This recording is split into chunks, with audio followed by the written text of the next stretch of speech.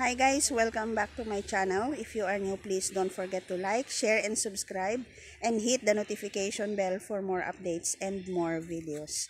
Ipapasilip ko sa inyo yung farm ng aking kuya. So eto ngayon, nandito kami sa farm. Ipapakita ko sa inyo. Ayan guys, makikita nyo eto yung farm ng aking kuya. Ang mga tanim ngayon ay mais. So guys, narito tayo sa Linao, Tugigaraw, Cagayan. So ito yung mga yung farm ng kuya ko. Ganun po siya kalawak, makikita nyo guys. Ayan. Tapos nandito kami ngayon sa bahay-bahay, sa kubo. Ayan. Kung makikita nyo ay may second floor yung kanyang kubo kasi kapag bumabaha, sinasampa niya yung mga alagang baboy para hindi malunod. Kasi madalas dito ang pagbagyo at pagbaha. Kung alam naman natin na ito yung entrance and exit ng bagyo. Madalas dito. Ganun pa man, ipagpapatuloy pa rin ang buhay. Okay, kahit ganun ang panahon, ang madalas na nangyayari dito sa Tugigaraw. So dito, syempre, kubo lang. Hindi natin asahan na masyadong maganda kasi hindi naman tinutulugan. Minsan lang, pero may nagbabantay din naman. Ayan. Yan, pwede dito magluto. May mga tulugan. At syempre, meron ding tubig. Okay, meron ditong Jetmatic pump well. Ayan, dito para may makuhanan ng inumin, pampaligo, pang-inom, panglinis ng baboy. Ayan, maraming tubig. Dito, ayan, sa malapit dito, maraming mga gulay na nakatanim at mga syempre, yung mga puno hindi pinutol para may panangga. Tignan muna natin, meron ditong babuyan ang kuya ko. Yung iba kasi nabenta na, kaya ito, konti na lang yung nandito.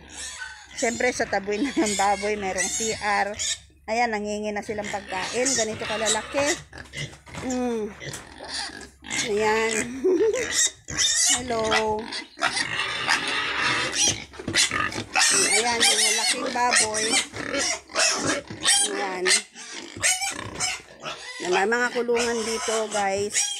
At syempre, meron din dito mga bibe. Ayan. May malunggay, may saging, kompleto dito. Syempre, nasa farm tayo. Marami rin dito manok, guys. Yung mga pasaway na manok, kinakatay. Ayan. Oh.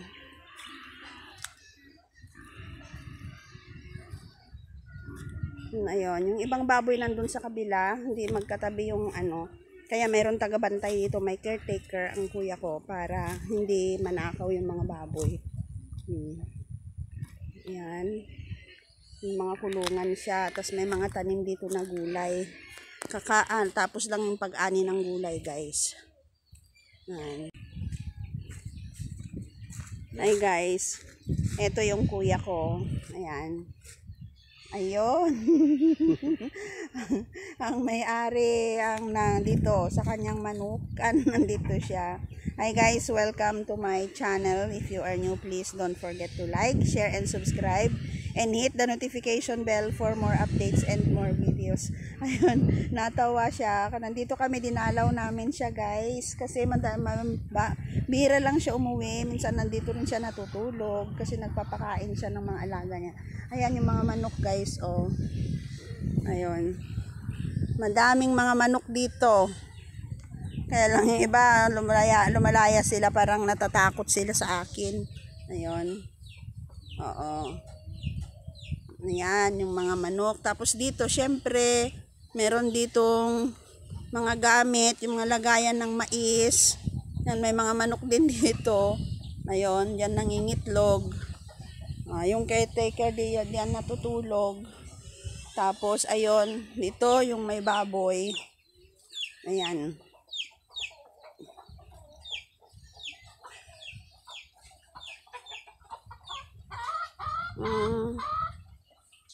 Nakain mga baboy, ayun, nakain sila guys.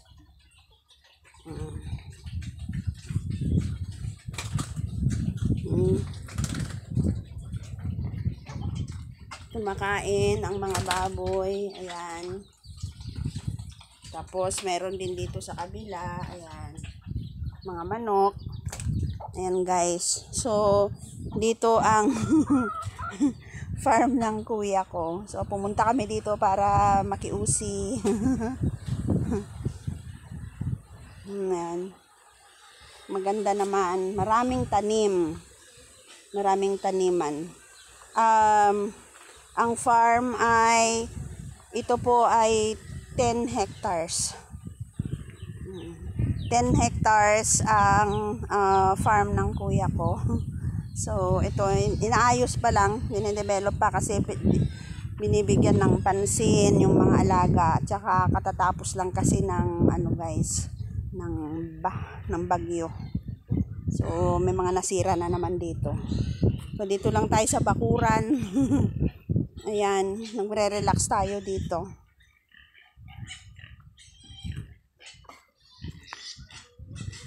Ayan siya. Dito yung pinakabakuran. Dito na nag-aalaga para syempre pag nandito ang tao, mababantayan yung mga baboy. So yung mga paligid yan, mga mais lahat ang tanim ngayon. Yun ngayon ang crops na tinatanim. Yan, perfect ang panahon ngayon. Kaya dito muna kami tumambay pansamantala. Ayun.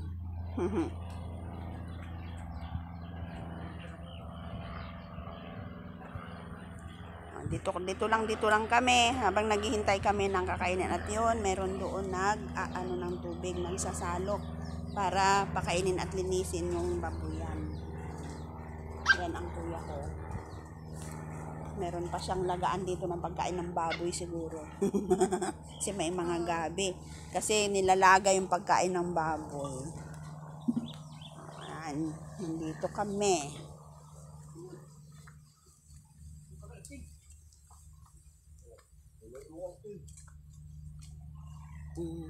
Sin, magluluto kami dito.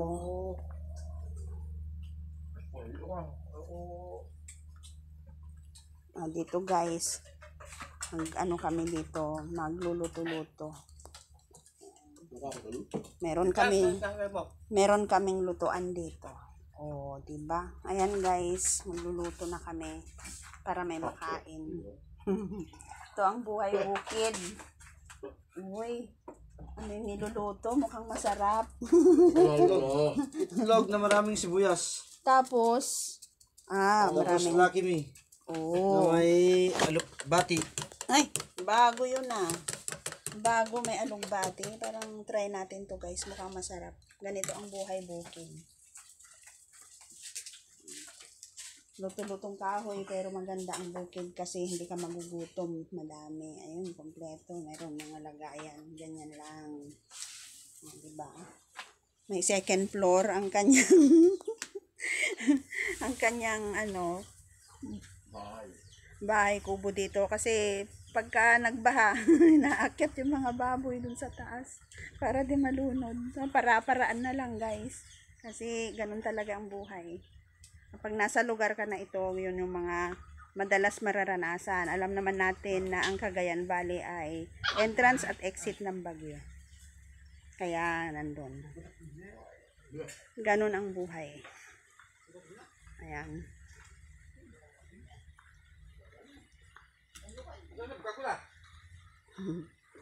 Bago sa akin yung niluluto niya. Itlog. Torta na may alugbati. May dahon ng sibuyas. Hindi ko alam kung anong lasa nun guys. Hindi ko pa natitikman yun. Ayan. Oh, ang lawak oh. Ang gaganda ng mga mais guys. Tignan nyo oh. Oh. Diba? May tanim.